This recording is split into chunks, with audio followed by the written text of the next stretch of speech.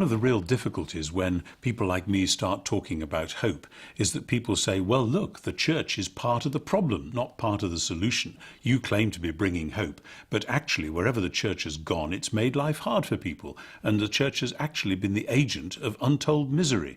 And usually when people say this kind of thing, there's a little range of historical references that they pull out, like the Crusades and the Inquisition and stuff like that.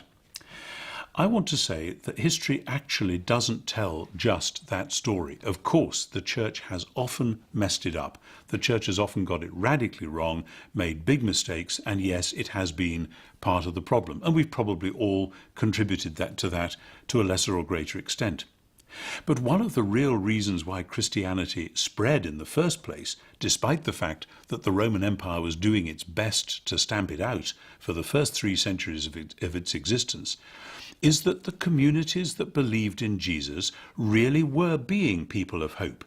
A great example is, and people used to comment on this in the ancient world, that if there was a sudden great plague, an awful disease that attacked a city and people were dying from it, then everyone who could afford to leave town and run out to the hills where it wasn't so unhealthy would do so, including the rich and the doctors.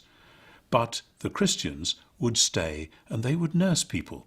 And sometimes, as a result, people would actually get better. Now, sometimes the Christians would catch the disease themselves and might even die of it.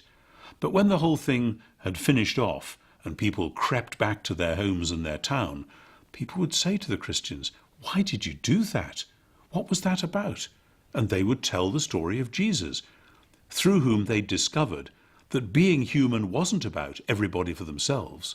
Being human was about reflecting the healing, creative, wise, loving power of God into the world.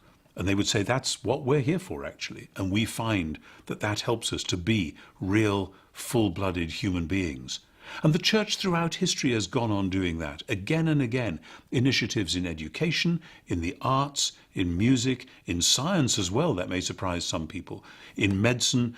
Many of these things have been pioneered by Christians who knew that God loved this world too much to let it just go to hell in a handcart, and that God wanted people to be active in the world to make it better. We only have to think of the great campaigns to eliminate slavery. People like William Wilberforce, who worked so hard, tirelessly, against all the odds and against lots of political rancor, to say, no, these are God's children, we must work to set them free. And there are many, many other examples throughout history. So yes, Christianity has often been part of the problem, but actually again and again, it's not only been part of the solution, it has been enabled to articulate that solution and make it happen and show other people how to do it as well.